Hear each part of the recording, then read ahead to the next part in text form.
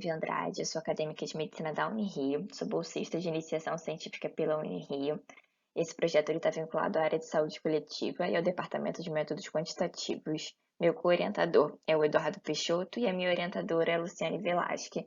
E hoje eu vou falar um pouquinho para vocês sobre saúde mental e consumo de drogas lícitas e ilícitas por mulheres cisgêneras e transgêneras no município do Rio de Janeiro, em meio a uma pandemia. Bom, inicialmente vale destacar que, segundo o terceiro levantamento nacional sobre o uso de drogas pela população brasileira, divulgado em 2015, 74% dos homens e 59% das mulheres afirmaram já ter feito uso de álcool pelo menos uma vez na vida.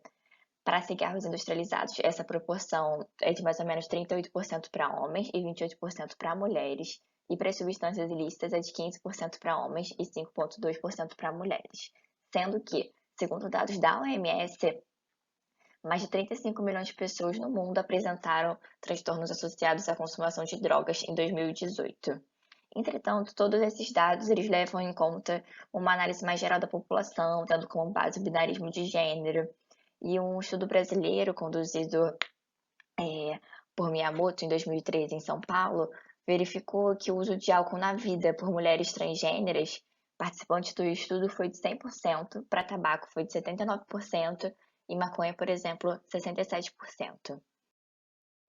As mulheres cis, elas têm diversas questões pessoais e externas que as levam a fazerem consumo de entorpecentes, como as contradições de gênero, a pressão social, a dupla jornada de trabalho, e que acabam desencadeando depressão e ansiedade, que são transtornos de humor e que são comumente associados ao consumo de psicoativos.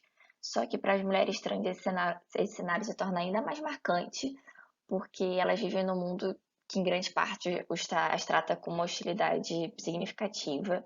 E fora isso, tem toda a questão de elas se compreenderem. Então, tem um estigma internalizado, até uma inicial fobia transgênero dirigida a si mesmo.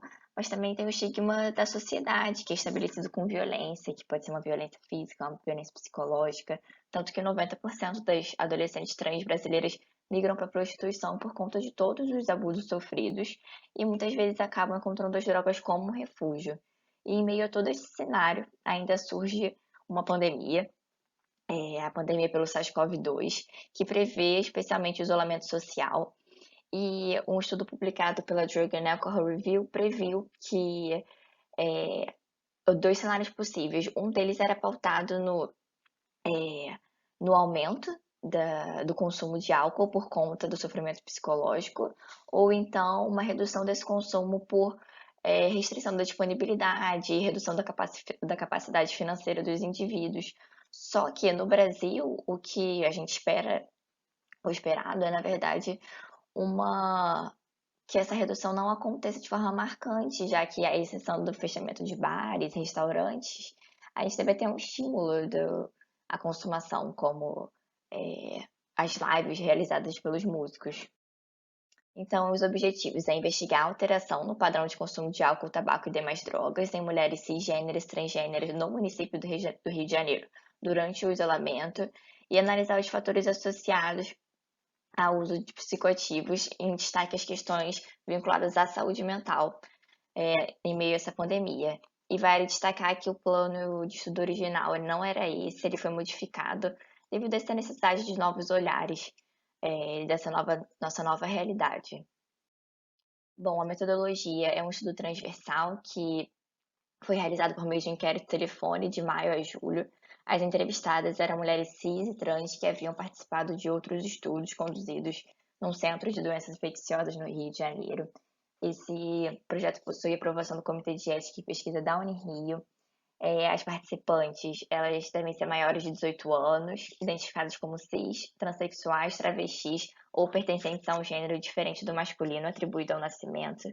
Esse questionário ele é composto por perguntas fechadas, que podem ser itens de questionários validados e não validados. As variáveis são o projeto, que pode ser cis ou trans, o impacto da pandemia na rotina, que varia de nenhum a muito, o medo de contrair o novo coronavírus, que também varia de nenhum a muito, o score total de depressão, que vai de 0 a 6, o rastreio para depressão, que pode ser positivo e negativo. A partir de 3 ele é positivo, então essa variável foi criada a partir do score total de depressão. O score total de solidão, que valia de 0 a 60. O consumo de tabaco, de álcool ou de outras drogas, e além da variável hábito total aumentado, que foi criada. O hábito total, ele foi considerado aumentado, sim, aumentado, quando a pessoa afirmou que começou a usar ou usou mais. Nos casos que ela continuou sem usar, usou igual ou usou menos ou parou de usar, foi afirmado que esse hábito total não foi aumentado. Essa variável é o desfecho, hábito total. E os testes de hipótese empregados, foram o Q-quadrado de Wilcoxon. O modelo linear generalizado, ele apresenta distribuição binomial, com desfecho hábito total, e as covariáveis, o score total de depressão e projeto. E os programas empregados na movimentação dos dados foi o Excel e o R. O grau de significância do dado foi de 5%.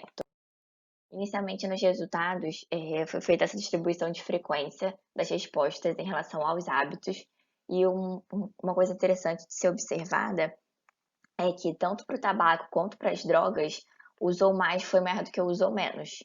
Mas para o álcool esse cenário se inverte, tanto que 4,9% afirmou ter usado mais, enquanto 17% afirmou ter usado menos.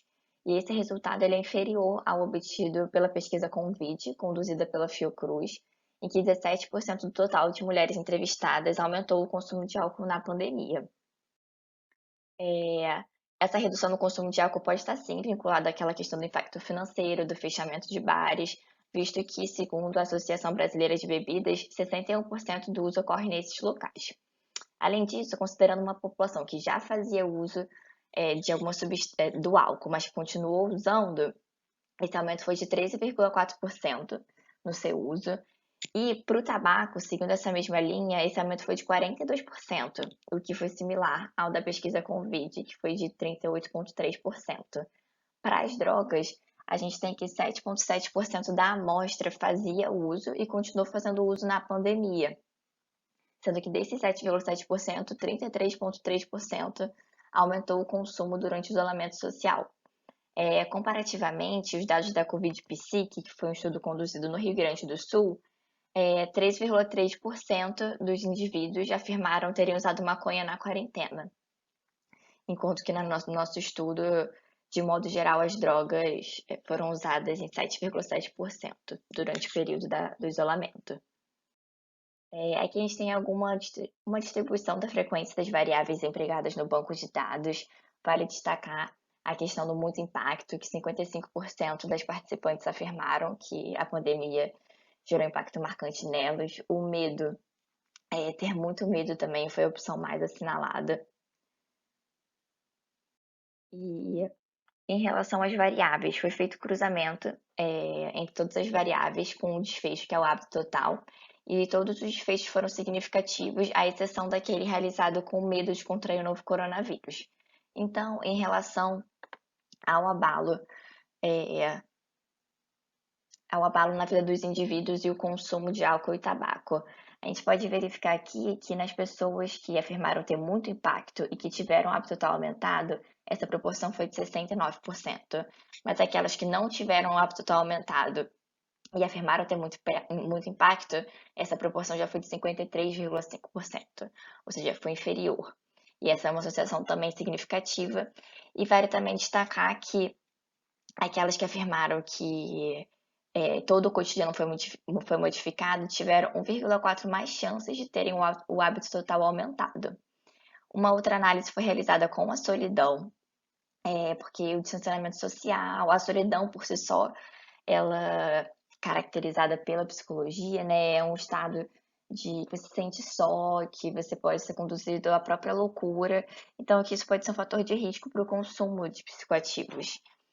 E aqui a gente pode verificar que a mediana para aqueles que tiveram o hábito total aumentado foi superior em relação àqueles que não tiveram, comparativamente no score total de solidão. Aqui a gente pode ver que foi 10, enquanto aqui a gente pode ver que foi 16.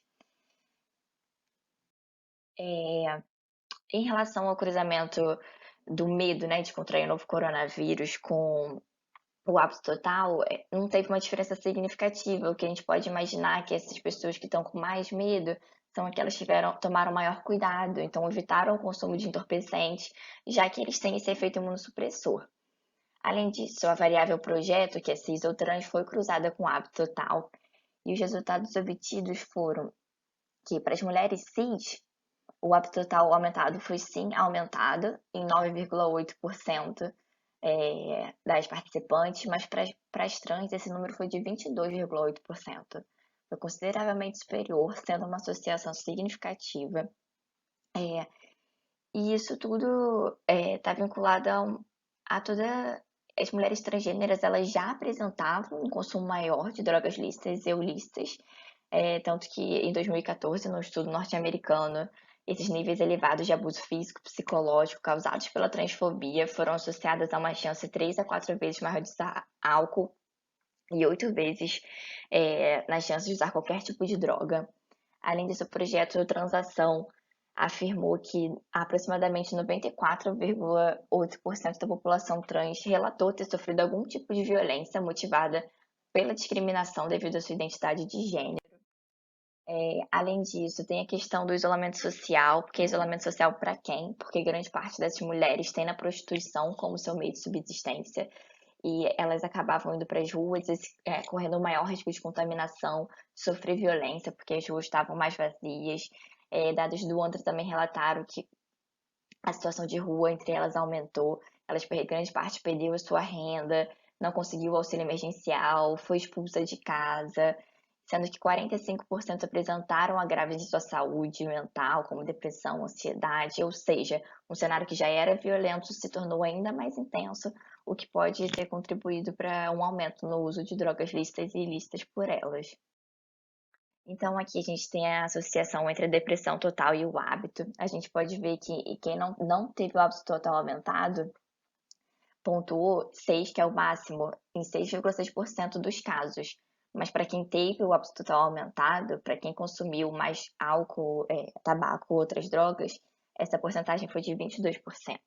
Aqui a gente tem esse box plot representando a mediana, que aqui de quem teve o hábito total aumentado foi de 2 e quem não teve foi de 1. E em relação ao rastreio para depressão, aqui a gente também pode notar que quem teve o rastreio para depressão positivo, 23,3% teve esse hábito total aumentado, enquanto 9% teve rastreio negativo, foi quem teve o hábito total aumentado. E em relação teve o estudo com o PID, ele relatou que quanto maior a frequência com que os indivíduos se sentiam tristes ou deprimidos, maior era o consumo de bebida alcoólica, chegando a 24% naqueles que se sentiam sempre assim. Então, a gente pode relatar que as drogas, principalmente aquelas de caráter mais sedativo, elas servem como um alívio para o sofrimento emocional daquele indivíduo. Foi feito um modelo linear generalizado com as variáveis. Aqui a gente pode verificar que as mulheres trans elas apresentaram uma razão de chance ajustada de 2 vezes mais chances de ter o hábito total aumentado do que as cis. Também, conforme era crescente o score total de depressão, essas pessoas tiveram 1,34% mais chances de ter o hábito total aumentado. Aqui a gente pode representar essa relação, que é o projeto de cis a trans. Olha como é crescente. O score total de depressão aqui, de 0 a 6 também. Olha como é crescente. Então, ou seja, o que é mais marcante, assim, é que o aumento de 42% do tabaco, que ele foi o maior em relação às demais drogas. Além disso, os indivíduos, né, as mulheres trans tiveram 2 vezes mais chances de terem um hábito total aumentado. Em relação à depressão, 1,34 mais chances. Então, esse estudo ele buscou fortemente contribuir para que as mulheres transgêneras elas sejam vistas, elas sejam acolhidas e não mais marginalizadas, para ressaltar que depressão, dependência química e transfobia matam. Então, o nosso desejo é gerar análises capazes de auxiliar na construção de políticas públicas mais inclusivas, tanto antes, pré, pós, intra-pandemia, E aqui estão as referências e muito obrigada.